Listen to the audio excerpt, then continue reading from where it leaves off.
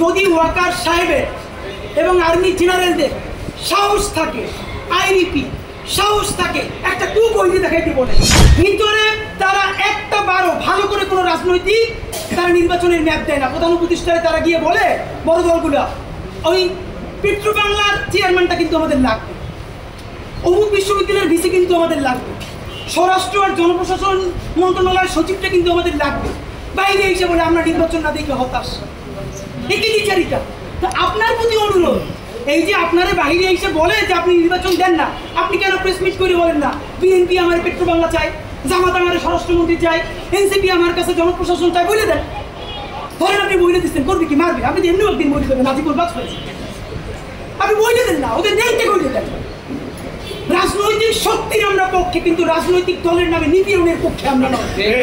বন্ধুরা আমার, আপনারা আপনি আরেকটা কথা বলেছেন, এখন থেকে প্রতিদিন আলাপ করুন আপনার এলাকায় ভোটদান ব্যবস্থা কেমন হলে সুন্দর হয়, কেমন হলে আনন্দমুখর হয়, সেটা আগে থেকে ঠিক করার জন্য, নতুন বাংলাদেশের কাজ করার জন্য সেইটি আপনারা প্রস্তুতি নেন। মাননীয় উপদেষ্টা যমুনে বললে হবে না, এলাকায় গিয়ে যদি এই এলাকা শুরু করি আমার পিটাইয়া ছালকা করুকেই আবার ঢাকায় পাঠাই। ঢাকা আর এলাকা কিন্তু এক না, এলাকায় সেই পরিবেশ আপনি তৈরি করতে পারছেন? এলাকার ওসি প্রতিদিন এখন বিএনপির উপজেলা সভাপতির ফোন করে ডায়াবেটিসের খবর নেয়।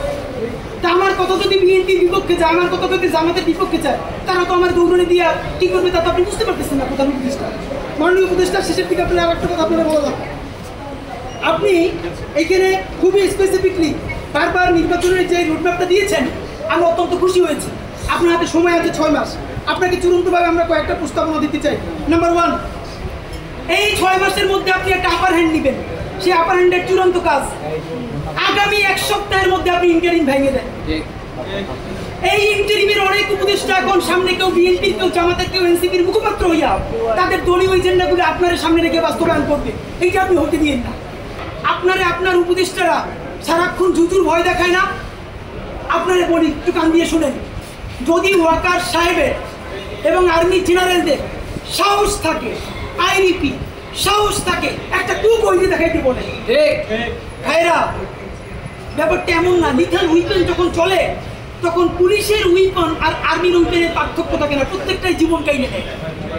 এই মাত্র 1টা বছর আগে আমাদের হাজারো হাজারো শহীদ যেইগুলিতে শহীদ হয়েছে, এর যে দামিগুলি তো আর্মি আমাদের উপরে ব্যবহার করতে পারবে না।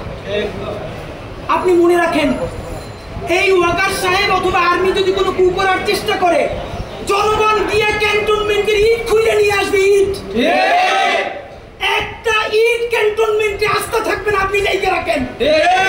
আপনি কারে ডরান? আপনি ভোট নেন।